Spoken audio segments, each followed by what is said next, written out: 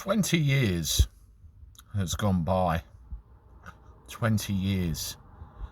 And in some ways it feels like a flash. Like it's gone in no time at all. And you sit here on a Saturday and wonder, how do all these things happen so fast, and how do they disappear into the dim and distant past, such as they do, particularly major events in our history. We've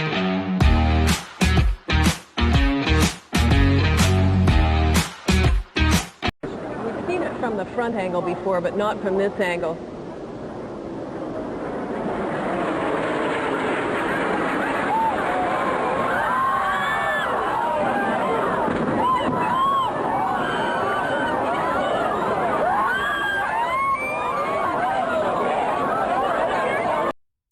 How do everyone? Welcome back to the channel for a Saturday. Hope you're doing all right.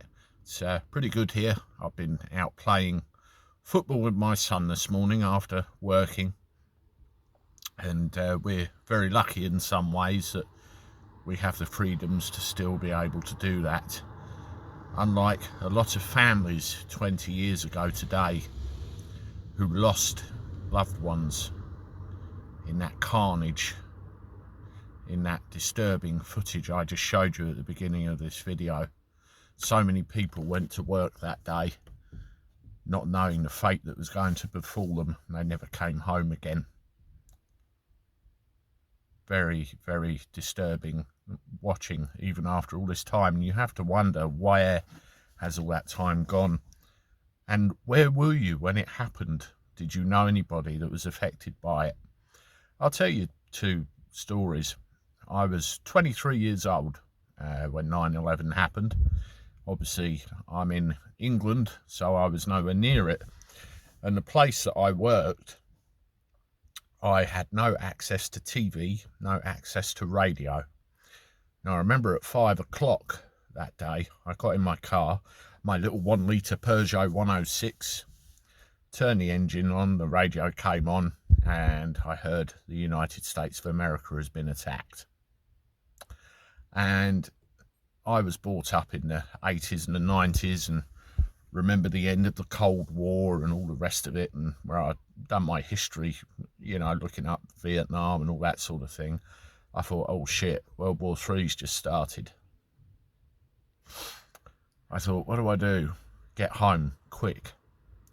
So I got home as fast as I possibly could, through the front door, just in time to see that horrific footage on the telly. And my mum sat there looking absolutely gobsmacked, wondering what was to come, a lot like the rest of us. And she said to me, there's going to be a war, Andrew.